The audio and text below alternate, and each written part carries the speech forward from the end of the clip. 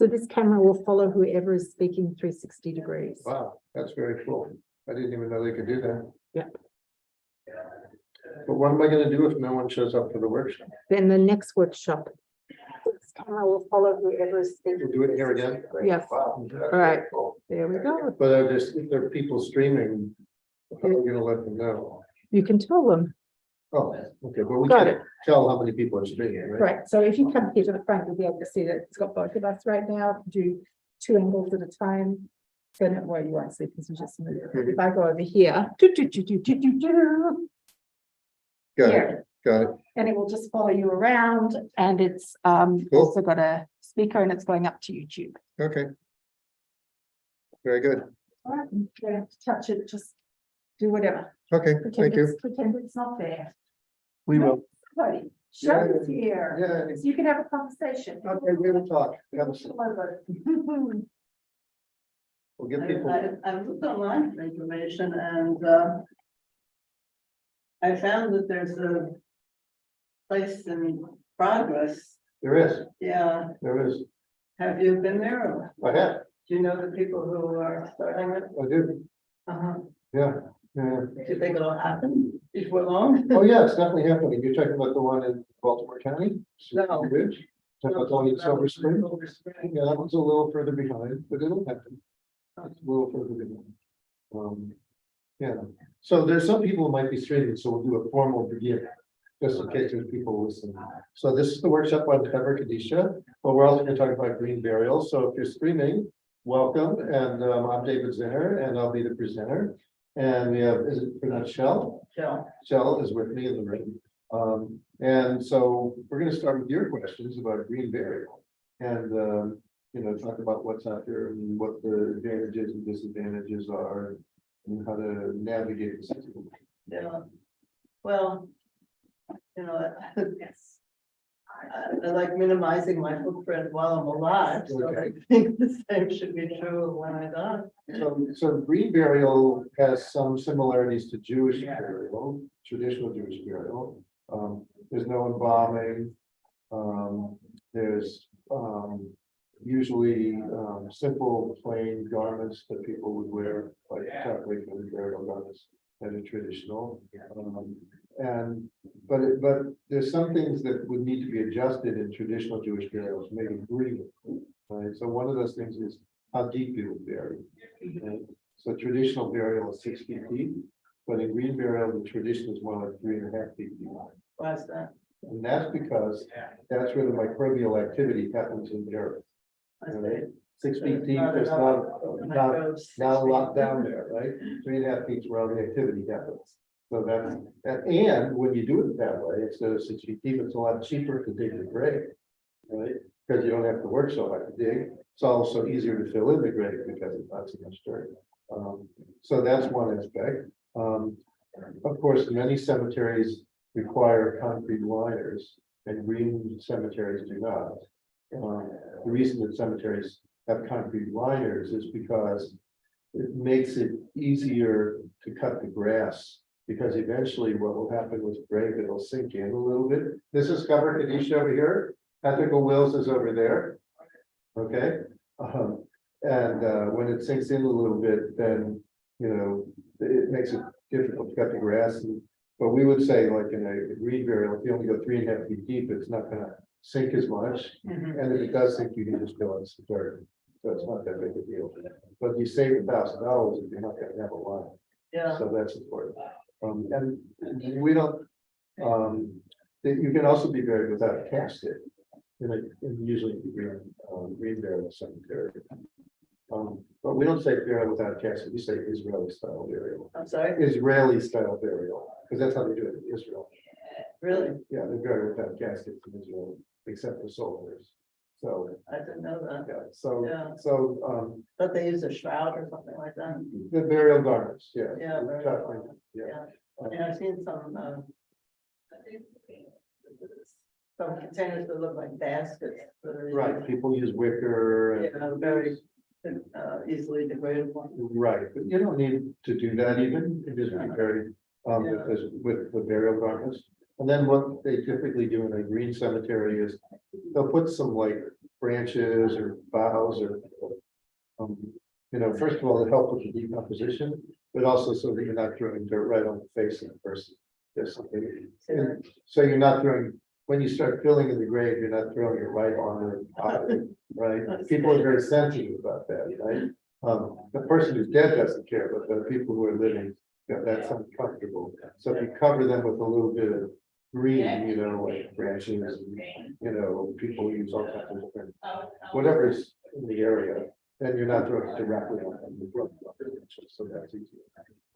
Then the other thing that green cemeteries try to do is they try to do natural plantings, native plants, rather than invasive species and things like that. So there's a whole aspect of. Like a pollinator garden. Right, exactly, a pollinator garden or something like that. Yeah. So there's a lot of elements in this area.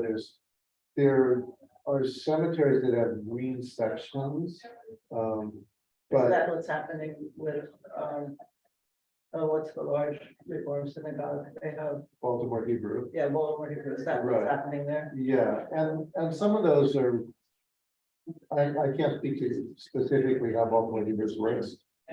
But some of them are doing some aspects of green burial, but not others. But they're doing it in a cemetery that's already, part of it's not green, part of it is. Right. Columbia Memorial Park is starting to do something like that too. They are, That's my understanding. I haven't seen it yet. yeah, because I haven't seen anything on their website. Right, I'm not sure they're advertising. But the one in Silver Spring, which I can't remember what it's called, Reflection. Reflections, and the one in Baltimore County, which is gonna be called Serenity Ridge. Those are both new cemeteries that are starting out as green cemeteries. The one in Silver Spring is not a totally Jewish cemetery. It was neither are Jewish cemeteries, I see they're both. but they're both welcoming Jews to their cemetery. So Nomination. so the cemetery at Serenity Ridge, the owner happens to be Jewish. Uh-huh. But I it's, don't think I've read about that one. I think his name is David Bird. He's a physician and it's like second generation land ownership. And the people from the Green Burial Association of Maryland are very involved in that cemetery. So Maryland has this group called Green Burial Association. And there's also the Green Burial Council, which is like a national organization that sort of sets standards for green cemeteries. Yeah, I There's saw that there was some organization. Right, and there's a conservation burial association, which is burial in land which has been dedicated to conservation. So it's like people are saving a part of a forest or something, and then they're doing burials there to help pay for the care of the forest, that kind of thing, or the land trust or something like that. Yeah, so there's a number of those options coming up. To get a new cemetery started, like they're doing, you have to get first of all, you have to do zoning and everything, locally, and then you also have to do license by the state. So there's some hoops you have to jump through to get going. Yeah, yeah, I guess the state has, they have guidelines that you have to follow and you have to prove that you're going to follow their practices, yeah. Well, it's not so much practices. The state cares about making sure you have enough money for your endowment fund. Oh, the finance, Right, so that, there has to be an endowment fund, and you have to, when you start a new cemetery, you have to contribute a certain amount into the endowment fund. And when and there's like code of conduct for people in cemetery, and you have to do, if you're taking pre-need money, for example, if people are buying things in advance, you have to put that money in a separate fund and report to the state how much money you're holding. So for full disclosure, I'm on the advisory council to the state's Office of Cemetery Oversight. I represent consumers. is green burial something you feel you're supporting? I mean, Yeah, I written a whole curriculum on, Jewish green burial. And I'm teaching a course on it. I have 20 students from around the country. okay, yeah, where do you teach this? It's online. I see. Yeah. Wow. So yes, I'm very into it. Yeah. Yeah, and there's enough material for, quite a curriculum. It's a 12-week course, 90 minutes each week. And, it's got a lot of content. There's, history and examples from all over the country and learning about, different practices, but we include all the Jewish stuff too. Like, what are the text sources and, the visa burial or the book burial questions and, things from the perspective of the grave diggers, what was important for that, keeping safe, and, the difference between hand lowering and mechanical lowering, which one is safer, and whether it makes sense to put wood and then that fake green grass around while people are carrying the casket, or whether it's better not to have that. And there's a lot of questions that we can address. So it can be fairly complex for people, but the simple part is if you want to be very green cemetery, just check your options out here and be patient to learn with a group in Silver Spring. We're working on it for a long time. I mean, a lot of people feel that they want to make a donation of their body to science, but then I think there's a requirement that one is cremated if that happens. Well, that's probably true, but depending on what they're going to do with your body. So, for example, if you donate your body to medical science, then you could be like a cadaver that a medical student experiments on and learns about the anatomy. But you could also be, I don't know, they could take your body parts and use them for research, like they might get 50 elbows and put them in a room and have all the elbow surgeons come in. Elbows. Learn a new surgery for elbows. I mean, Yeah, like I that. guess. But you're right, at the end, whatever's left, they would typically do that. Yeah, So, yeah, no, I mean, I don't think my body's all that interested in my at this stage of life. Well, So no, I mean, I'm not that's not- that interested in donating. it. yeah, no, but you shouldn't say that your body's not, everybody's body Yeah, is a valuable learning tool. The medical students shouldn't learn only on 20-year-olds, they should learn on people of all ages, right? Because they're going to be dealing with people of all ages, and people who do surgery, I think probably more surgery happen on old people than young people, right? sure. I mean, our hips give out, that kind of stuff. So, there's, I took a course myself in mammalian anatomy. I mean, we use cats, so I know. I know that which is good for better. that's the way of learning. But, in the old days, there probably wasn't a lot of respect given to people who donated the body, but now it's done very respectfully. There's like a memorial service for people. There's,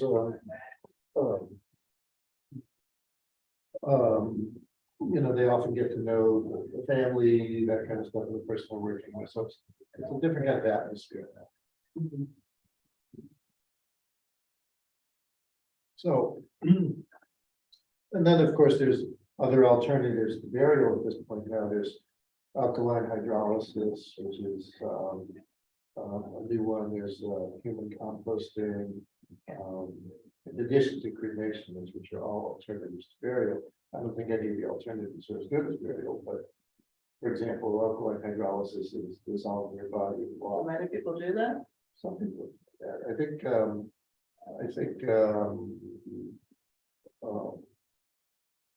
like his name, the guy from South Africa who was jailed, became Nelson Mandela. Nelson Mandela. I think it was alkaline hydrolysis, and that one was And I mean, is there benefit to, well, it's less fossil fuels than cremation, yeah, but there's still issues of, what are they going to do with the bones at the end? Cremation, after the cremation is done, they take your bones and they crush them and they make a powder out of it. yeah, Alkaline hydrolysis essentially do the same thing. But it doesn't, and one of the problems with cremation but they is, use very strong base, I mean, that's what alkaline. Yeah, yeah. One of the problems with cremation is when it heats up your body, if you have mercury fillings, it vaporizes them. Alkaline hydrolysis doesn't do that because it doesn't have heat. So, human composting is probably still a little better because it doesn't use heat at all. But, from a Jewish perspective, being buried in the ground is probably the best way to go. Because, there's all kinds of Jewish texts, Deuteronomy that says you should surely bury them. These parts that say, we come from the earth, we should return to the earth. So, there's lots of reasons to make that work, and if it can't work, it can do it. With a grave burial, generally there is not a permanent marker, correct? Depends on the cemetery. Depends on the cemetery. Some use river stones, and they do like just a small name and date or something. Small marker. As opposed to going to Atlanta or somewhere in Georgia and, carving out a big bunch of granite and a big giant piece there, right? But there's also cemeteries that are becoming more innovative, where they're just using a small metal disc that has a link to a website. And then you can put all the information on the website that you want. I would think Judea's Gardens would be looking into this to some extent. Why Judea Gardens? Why Judea Gardens? The one in, I guess it's in Olney. Yeah. I don't know, because it seems like they would have a fairly enlightened clientele who might be interested. Maybe, I don't know, Pride of Remembrance has the enlightened clientele out of Clarksburg. Them. Pride of Remembrance, God Seeker Road. Oh, I don't know Clarksburg at all. That's pretty far west. Yeah, it's pretty far west, it's where Yeah. 270 and 70 come together. It's big open space with nice rolling hills. But, they're not necessarily doing anything that green. There's Mount Lebanon and the Delphi, Mount Lebanon and the Delphi, near University of Maryland, which is a very traditional cemetery. If you go to Baltimore, you get a whole different set of cemeteries. It's just Baltimore and Washington cemeteries are like opposites. Right? In the Baltimore area, most of the cemeteries are synagogue based. They're not commercial ones. Right? In the Washington area, most of them are commercial cemeteries, big cemeteries. They give a very different perspective. But it's exciting to see the reflections of serenity. Yeah, your voice is dropping. Okay, it's exciting to see serenity and reflections coming up because that's something. It's also look at serenity, okay. It's a nice place to look, it's big, it's got all kinds of interesting stuff there, forests. If you had to make a choice for a family member, what would you do? I haven't seen reflections. I've talked to them a bunch of times. I haven't seen them. But, I like the people do it. They're interesting people, they're Muslim. But they're very interesting, and I don't know what I would recommend, Serenity's really close to getting started. I think they have just a little bit more to go. Whereas Reflections has a little bit more than that. They talked about being ready by the end of the year, but you think that's ambitious? Yes, I think that's ambitious, but probably by the middle of next year. That's my guess. I could be surprised. But, they just have to jump through all those hoops. I see. Yeah. Okay. But it'll be interesting to check out Columbia Memorial Park and see what they're doing. What they're thinking, yeah. And then after you figure these out, then you have to look at the prices too. Because a lot of people think, well, we're gonna do green burial and we can charge people a lot more because it's so in. Yeah. So.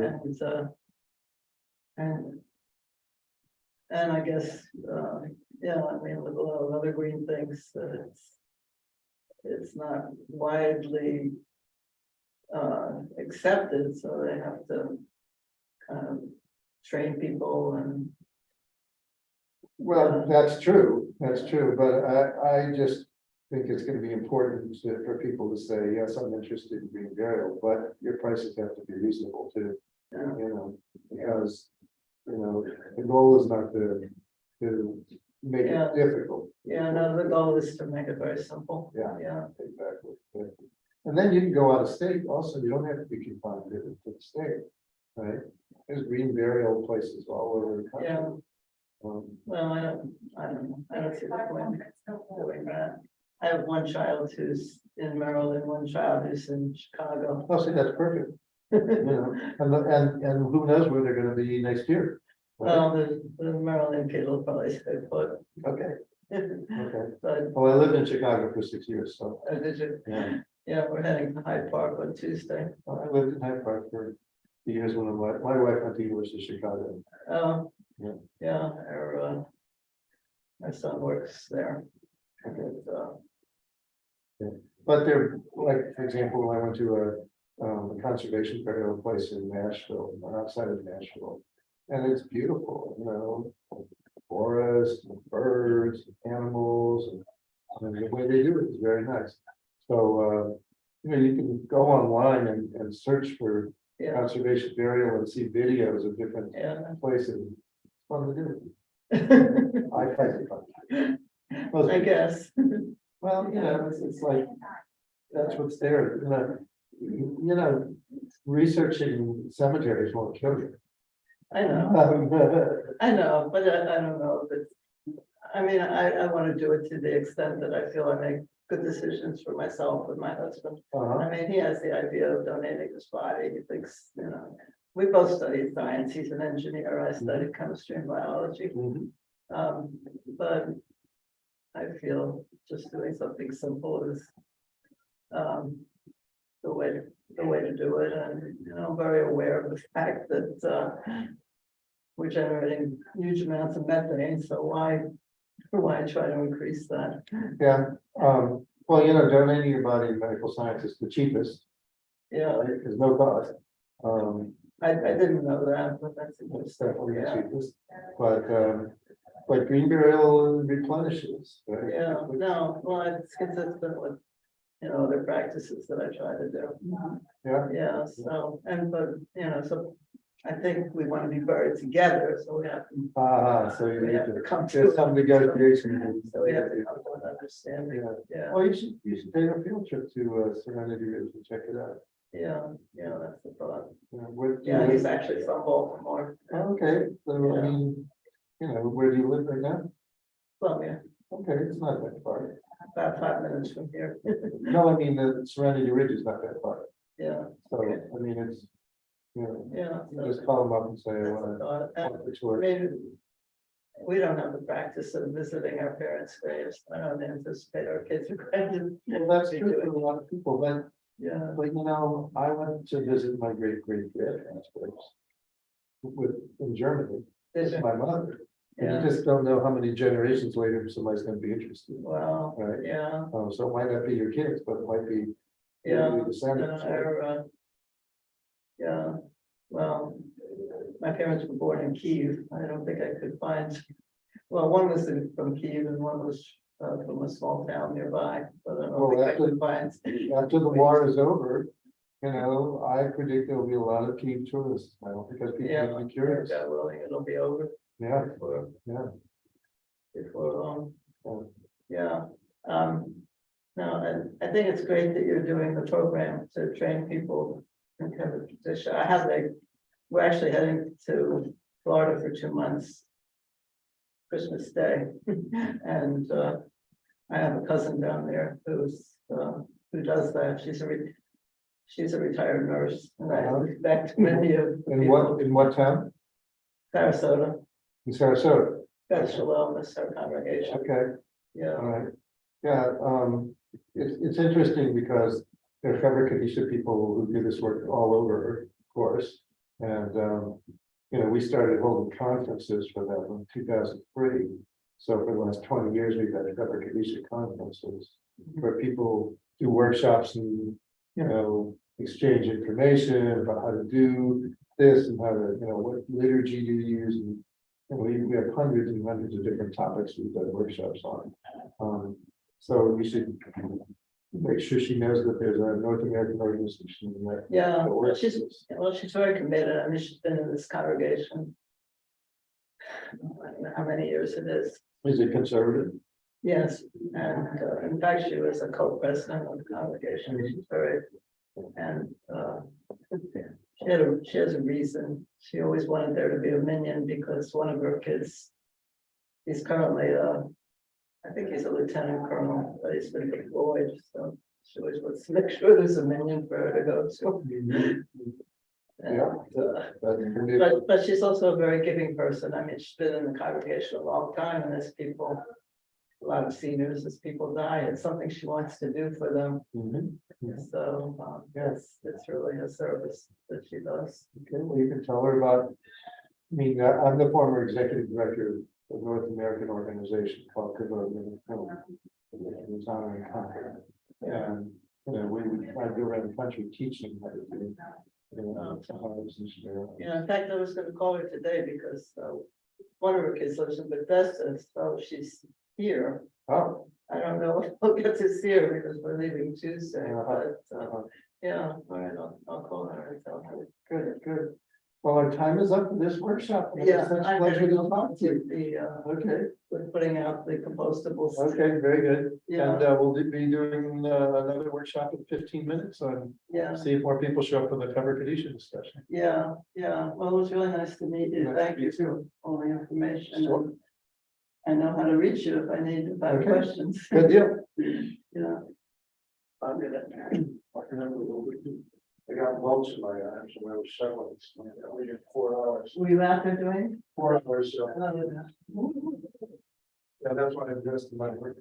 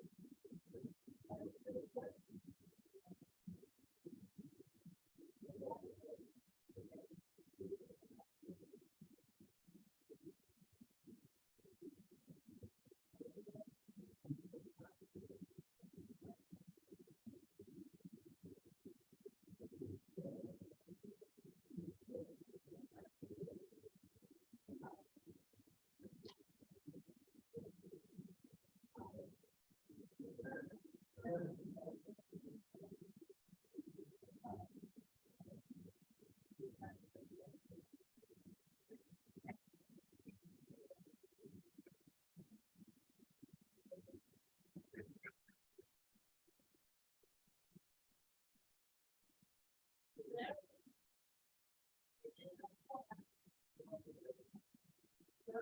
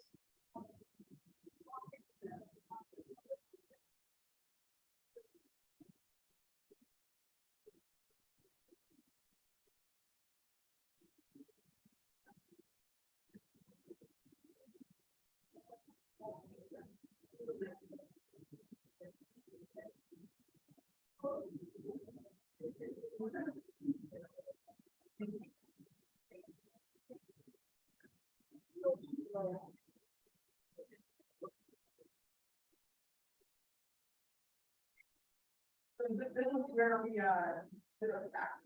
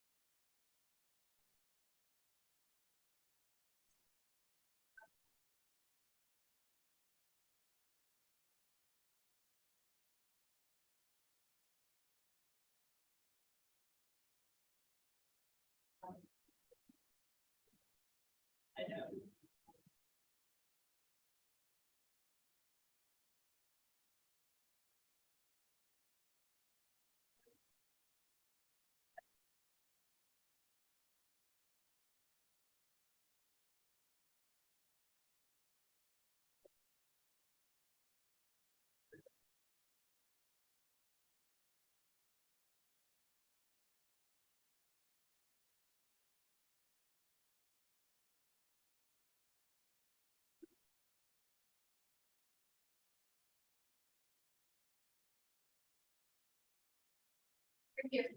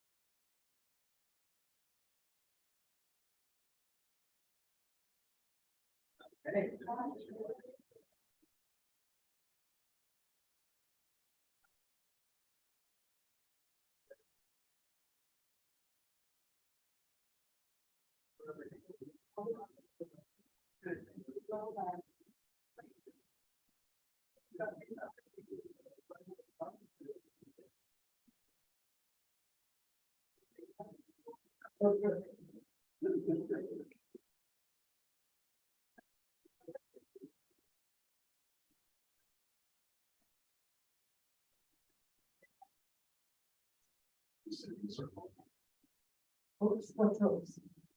Said, oh, we're sitting in a circle. Maybe projecting something to the screen, which would be at the front there. So maybe we should sit right there.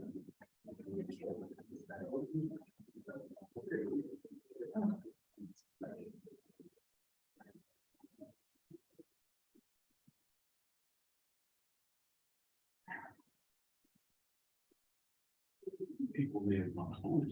I think so too. Or else everybody's in the session on. Well, I met the Lakeisha, who's the new social worker for Federation. She's quite lovely. Good. Mhm. Question, she's. Sure, it just needs to be smoothed out. It's about, yeah. She was sleeping and she was sitting and she's ready to fall asleep. And the two women behind me. I don't know where to find my equanimity about this. They were rattling papers and doing all kinds of things that were distracting. It just makes me nuts. It's so unconscious and it's so unkind. People were talking about stuff like this. Yeah. I don't know what you got that one, but she's thrown out. She's nuts. That may well be. Is it 4:15? It is 4:13. It is. Okay, 2 minutes. Oh, okay. Well, how are you guys? We're good. All in Yeah. all, I have to say, we're pretty good. Are you vacationing at all? Well, we had a trip to Florida, man, a sentimental journey after we sold the place a year and a half ago. Yeah. And a hurricane arrived in the same place on the same day. So we decided that was a clear message. We should not go to Fort Lauderdale. And we didn't, we canceled. We'll go another time. Okay. My sister-in-law lives in Naples. They were lucky, they didn't have any. Really? victims. Oh, wonderful. Yeah, they're very lucky, It was bad. so. But as always, we offered them the condo in Atlanta. But they refused to leave. Refused to leave. Wow. And they were triply lucky. Yeah. Because 2 miles the other direction. It Could have would have been been bad. weird. Yeah. Would have been bad. Yeah. Hello, hello. Hi, Rabbi. Good to meet you. Thank you for your presentation. Yes. Oh, Learned a lot. Learned a lot. David's yours was wonderful as always. Thank you. You have an hour? This is, I've never seen this before. There's a 360 camera. It follows whoever's talking. I've never seen that. It's really great for hybrid meetings. Yeah. 360 camera. Yeah, the little, the dome at the top. I see it. Yeah. Camera. And from the Zoom end, I have a mentor who has one and showed it to me and I now want it for the problem is they're not cheap. But it has it's got the speaker and the microphone. And it's got that camera, so on the Zoom side, it puts 2 screens into the Zoom, so if someone is at home, the camera will move to whoever is speaking, because it Right. senses where the microphone is picking up the most. And it gives kind of a panorama of the whole table, so it's less disruptive than like trying to angle for if you're trying to do a hybrid, but angle a TV in the corner or something. Sure. Less disruptive to in the room, because it's just that. So it follows your voice. And, right, and for others, they don't. Be interesting. Random voice have got off the side. Yeah, Computer interesting. Cameras only. What happens when more than one person talks to the time? It's huge, right? That's great. I didn't know that was available. Well, maybe the technology will improve. David's wife, Ross, restarted my music performing career by asking me to sing at her birthday party. And so I did, and then Hadassah Group came to me and said, will you sing? And I did that, and now they're asking me to do another one. And they want to do sing-alongs on Zoom.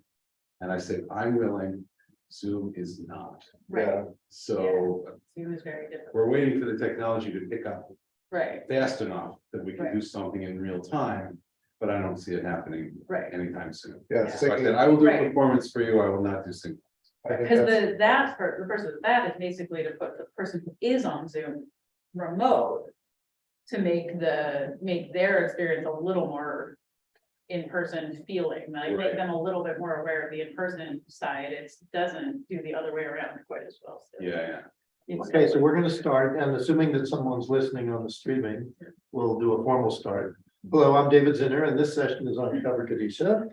And welcome to all of you, so you who are streaming and those of you in the room.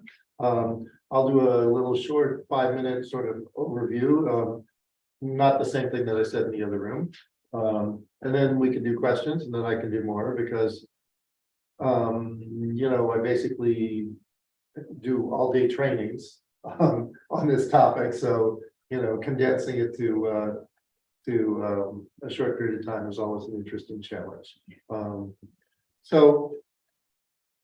The first thing that I want to talk about is what it takes to overcome the fear that people have about doing this work, right?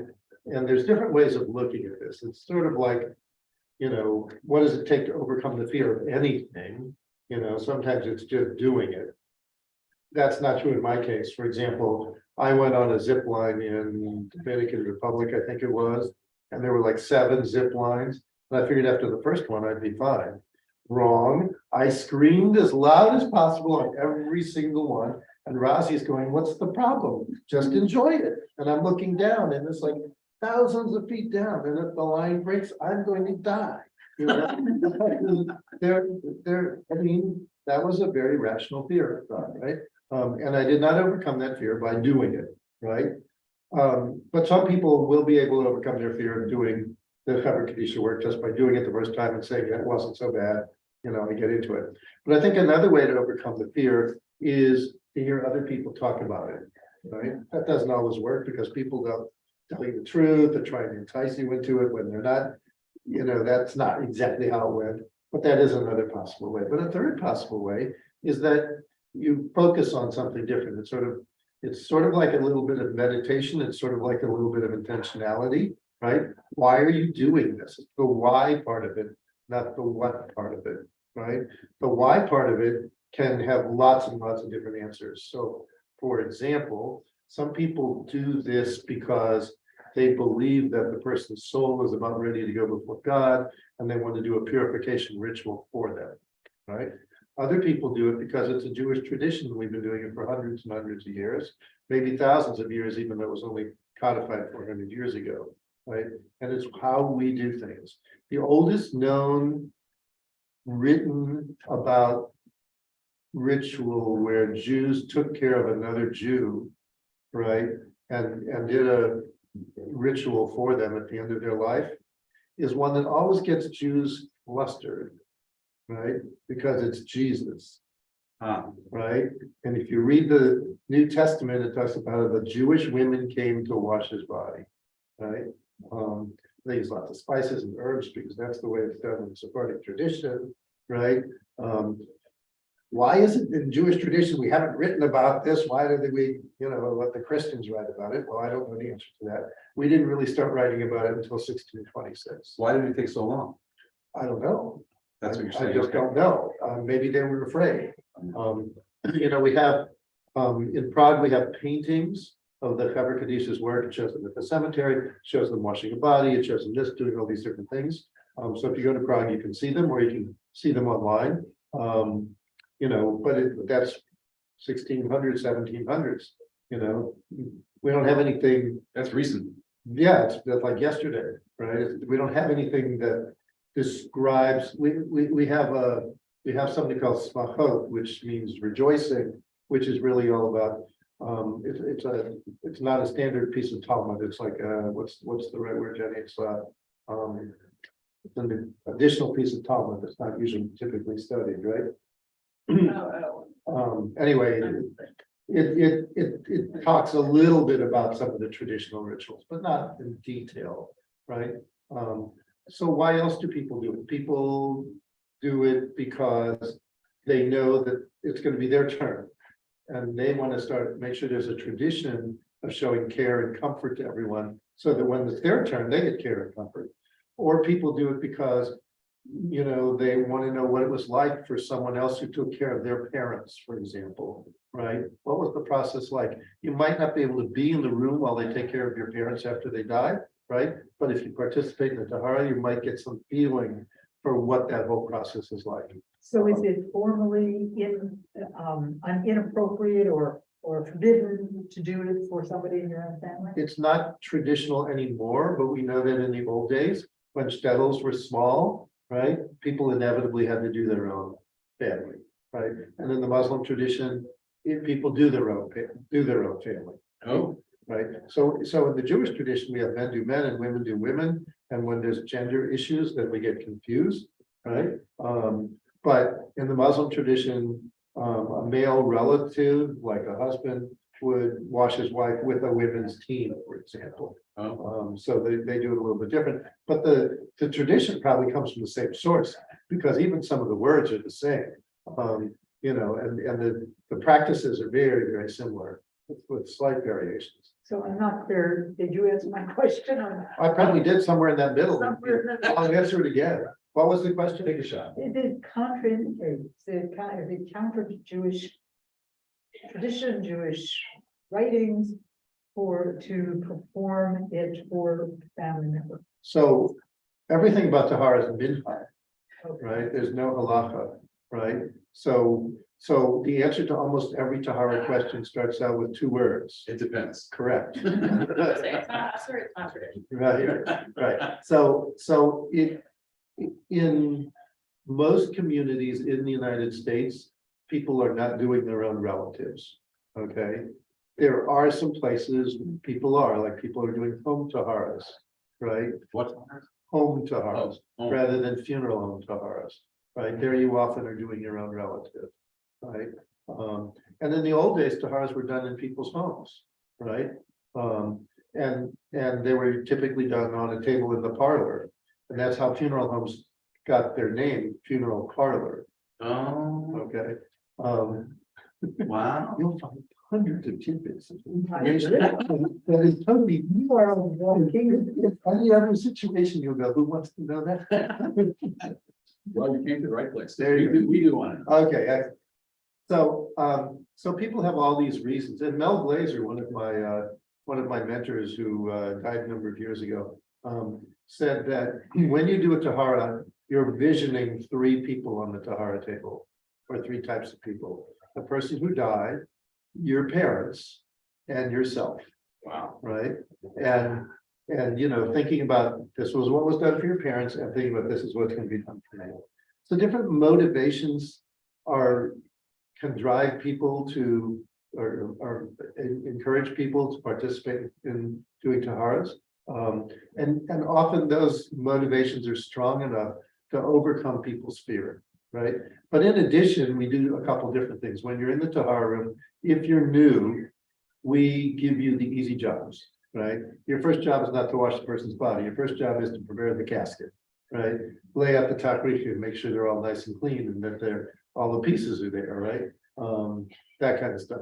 And then maybe your That's second. what I did, right? Because That's right. That's right. been there, done that. Yeah, you did. And then the second job might be, okay, well, hold their head. Okay, just hold their head. That's all you have to do. We're gonna be turning the body this way and that way. We don't want their head flopping around. Just hold their head. Okay. But you know, you become accustomed to being around the dead body, and being around the dead body is, you know, scary for some people, but after you've done it, you know, the body's not gonna hurt you. You know, there's nothing gonna happen. It's a little bit more difficult than, you know, washing a baby sometimes, or maybe it's easier depending on how much the baby thrashes around. The dead body's not going to thrash around, but it won't cooperate either, right? So motivation, I think, is really important.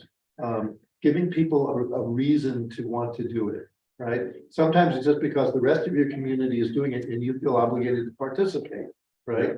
Because he can do it, and he can do it, and she can do it, and she can do it. I think I should be able to do it too, right? I mean, they're not like superhuman strength or so extremely smart or such religious students, that, well, they're just like regular ordinary people, and that's the interesting thing about this, that, there's no ordination, there's no, giving smicha to people who do this work. It's the common people's job, because the rabbi is typically working with the family, interviewing them and preparing to do the eulogy, while the taharah team is doing the washing and dressing. So it's very often the rabbis don't get involved in doing taharah, although, timing could work. I mean, the video and then. Right, exactly.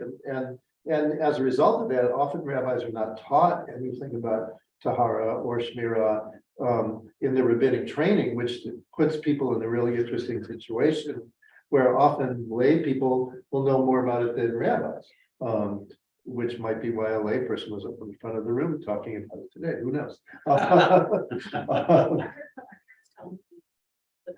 It's coming all Saturday. That's right. That's right. Jenny's parents. For in a training in Southern California.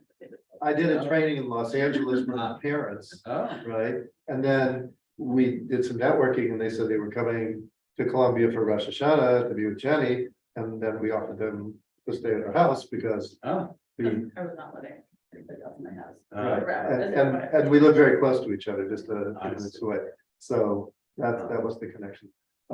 So this motivation, this why we do this, right, is really important for people to grasp, right, and help them get through the fear of, I don't want to do that, that's yucky, Now, funeral homes don't really help with the process, right? Because if you go to a typical funeral home, you might see a beautiful, beautiful front end of the funeral home, pillars and columns and, vases and pictures and ornate stuff in the beginning when you walk in, but in the back, it's ugly.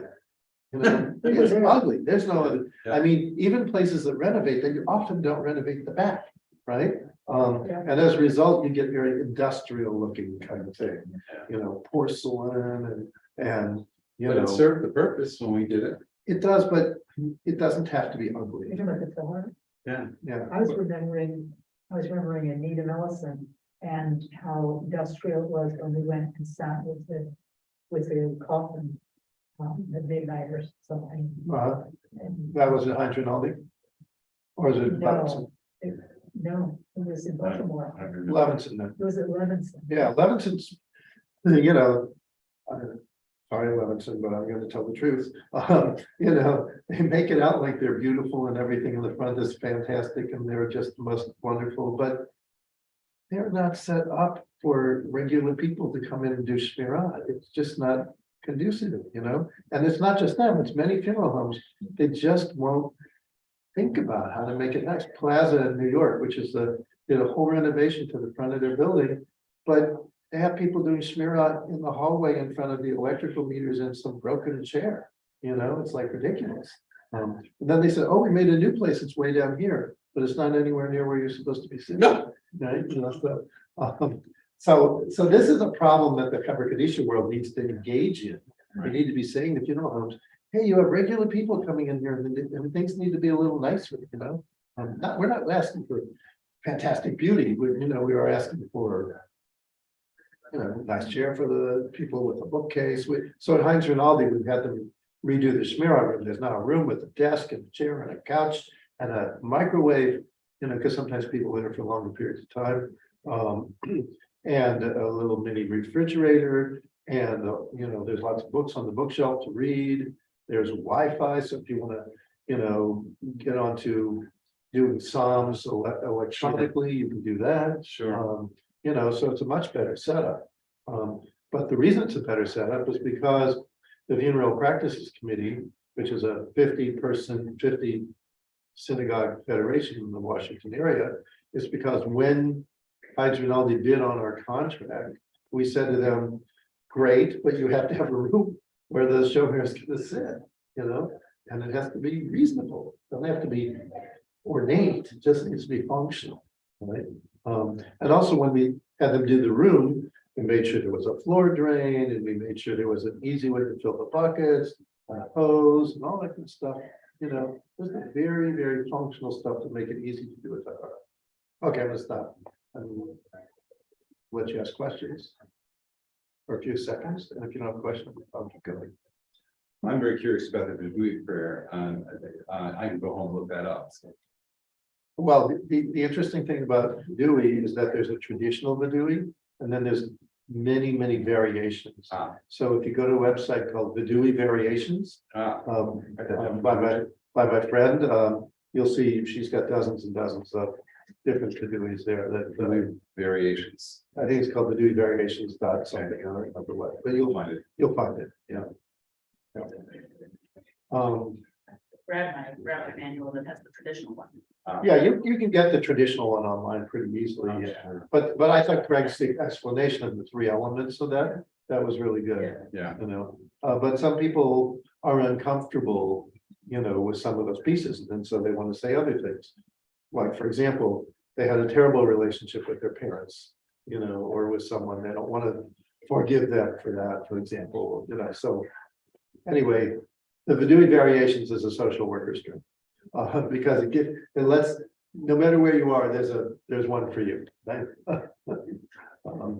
Okay, so anything on the Chevra Kaddisha you want to ask me, taharah, shmira, or should I just keep on rambling? Okay, yes? No, okay. The process and the organizing and. Yeah, so the process is easy, right? There's a number of steps. But, there's prayers to go along with it, and what most groups do is they match the appropriate prayer to the part of the process. Like, there's one prayer that's from Song of Songs where you describe the person's body, right? Your head is beautiful and it goes from brush out Kevin Plaza. And what a lot of groups do is they wash each individual part of the body as that prayer is being done, for example.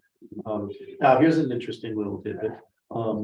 There's a lot of questions about, because we do men and women do women, there's a lot of questions about what about transgender folks, and what about people who are gay or lesbian, and what about people who are gender fluid, right? So a woman who's trans said the Chevra Kaddisha is the only place that she knows where you are not judged on your body. Wow. Which I thought was really interesting, because as we look at people, we're always making body judgments, right? This person's too tall, this person's too short, this person, I don't like the way they look, whatever, right? But in the Chevra Kaddisha, we always talk about how beautiful the personality is, and we never really talk about the condition of their body outside the room. In other words, if someone says, what was their taharah like? We don't say, oh, the person was in such bad shape, they were this, and we never say that, right? That is completely confidential, right? And if someone, first of all, most people don't even say that they were on the taharah team, right, that person. But if you're pinned to the wall, which sometimes I am, I say something like, it was smooth and typical and everything was fine, or something like that, no details. Or it was meaningful. Yeah, yes, yeah. So I thought it was an interesting comment coming from someone who's transgender, to say that this is the only place where she felt like the person's body was not being judged, right? Because where do you assign that person to male or female? Well, so that's a good question, Mike. So if the question comes down to where does the taharah team get their instructions, right? You get it from the funeral director, from the rabbi, from the family, from whatever, right? Right. So typically it would be a process where there's a routine, like someone called up the head of the Chevra and said, we need you to do a taharah, right? And then the first question you ask is, Male or female? correct, right? And if they say male, then you do the male team. If they female, you do the female team. Got it. And if they say not sure, right, then you do the female team. You default to female. Why is that? The tradition is that you default. But why is that the tradition? Probably because men can't control their sexual urges even for a dead body. Yeah, the Talmud assumes that men can control this at all. Say it. The Talmud seems to assume that men can never control it. Right, right. That's the tradition, right? Oh, that's special. Well, you know, In all kinds of circumstances. yeah. So on the other hand, right, if they say it's a male taharah, right, and the male team comes in and the person does not have all male genitalia, for example, right? You do not stop and then leave the room and say, no, it's the women's team. You just keep on doing it, You do it, right? You just do what you have to do, right? right? And when you get out of the room, you don't say, oh my, you don't do that, right? I mean, it's like, everything was fine, Right, no problem. very neat. Right, and sometimes the funeral director will have one take and the family will have a different take on the family. No, she was born a woman. I don't care what she did during her life, we want the women's team.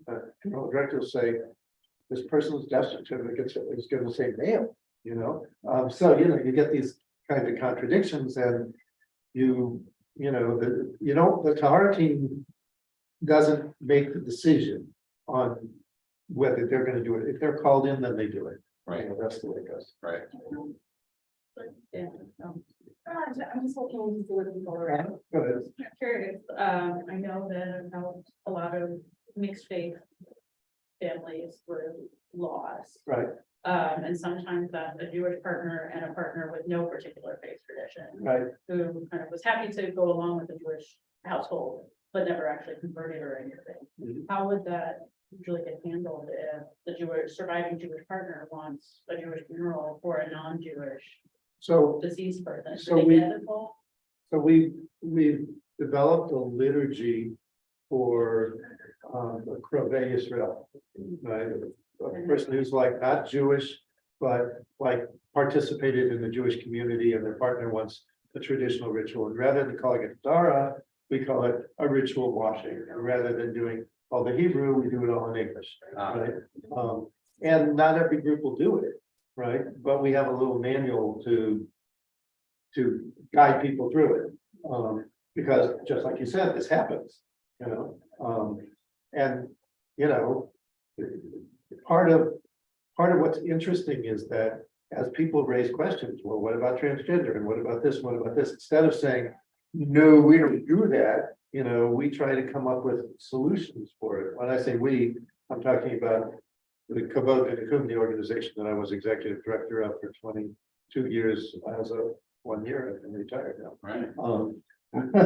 So, when we had our first conference in 2003, we thought it was going to be our last one because we said we've covered everything. I mean, we worked on doing that conference for 2 years. We had people come in from Israel to do workshops. We had tons of workshops. We did all kinds of stuff. But then it turned out that we just barely scratched the surface. And then we had 20 more conferences where we were constantly coming up with new topics, and new things, and studying different texts and, learning things like bedside prayer, which is different than Vidui, right? Bedside prayer, where you're going to visit someone who's dying, right? And they say, pray with me, right? And we think, oh, that's not a Jewish thing, is it? Well, it turns out it is a Jewish thing, right? But most Jews don't know how to do it, right? Right. But they do, and you can teach it to them in 15 seconds, right? You can teach people how to do bedside prayer in 15 seconds. All right, go. So how are you doing? We're gonna do a role play.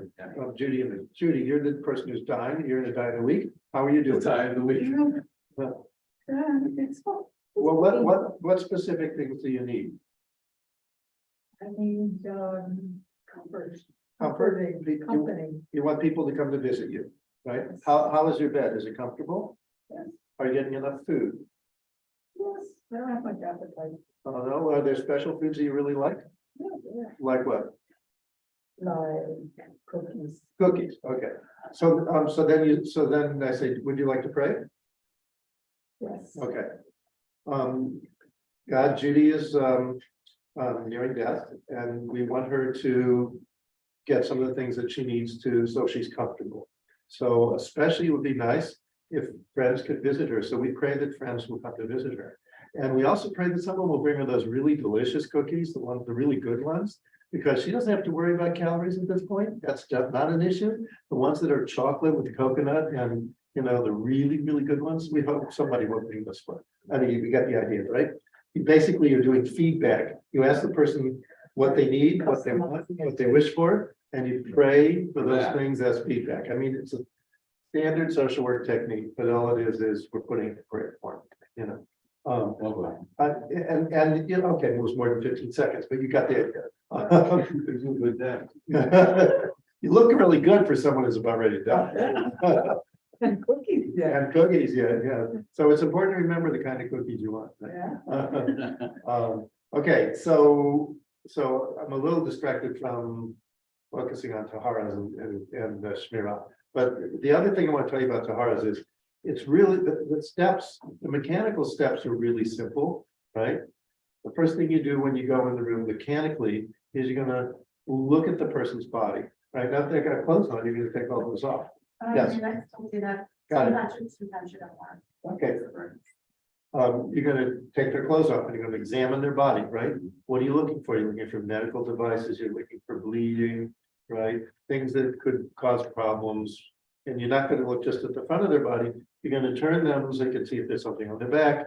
You know, there may be bed sores, there may be fluids or other things coming out of them, right? There may be Band-Aids, there may be different medical devices. And you have to learn which things you can take off and which things you're not gonna touch, right? So it's good to have somebody who's experienced. You have no one who's experienced, you don't take off anything or touch anything, right? You just stop up any kind of bleeding or things that are coming out of the body. But once you learn, you can take off a Band-Aid sometimes you can't, sometimes you take a little edge, and then if it looks like the skin is coming with it, you stop, right? There's certain devices that you don't want to touch, like a pink line, because it's sewn in. But other things like a catheter, if you know how to do it, you can take it out, right? So you learn those things and you learn the condition of the body, right? And then you address the conditions of the body, right? If there's bleeding, you try and put something on it to stop the bleeding. There's different things you can use. Cell solution or crazy glue, for example. You know, so you address the different issues and you tell your team what's going on. Everybody, when we're touching the body, watch out for their knee because there's a big sore on the knee. Want to make sure we don't hit it because it may burst open and start bleeding, for example, right? So you communicate good. Just say more. So if it did bleed, so what is the objective? The objective is clean and dry. Clean and dry. Clean and dry, right?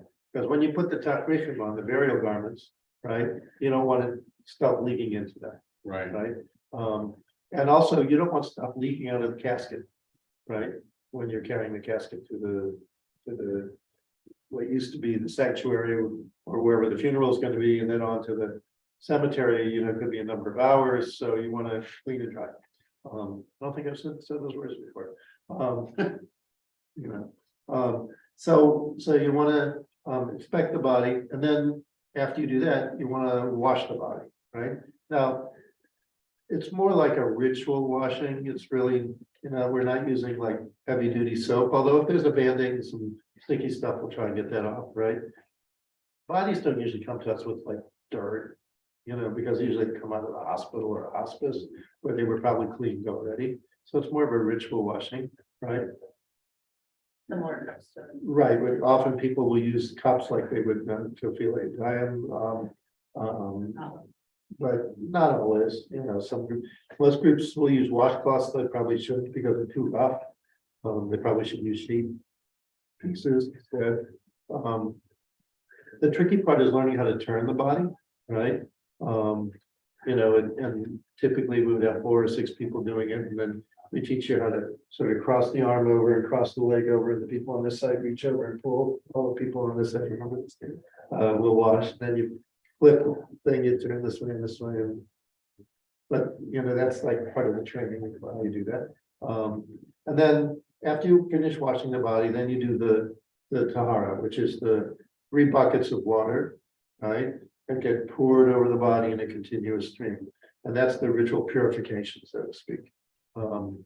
And of course, that raises some philosophical issues. What gives us the power to purify this person's body, right? But that's a more difficult question. You know, after we pour the buckets of water, then we dry the person and then we put on the taharah, which are usually like a number of different garments, a shirt, a jacket, and pants, right? There's a head covering.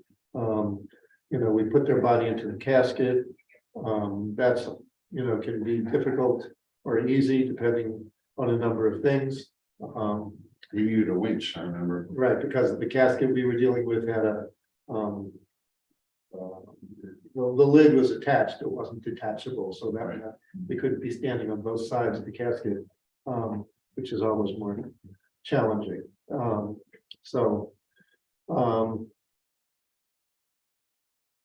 And then once we close the casket, then we often put a candle on the end, but not always. We make sure the Jewish star is on there. And then most teams do like a debriefing at the end. We clean up the room, so we don't leave water and towels and stuff on the floor. That's the physical stuff, right? The whole time we're doing the physical stuff, somebody's reading the prayers, doing the liturgy. Some things we would say together, maybe, or not.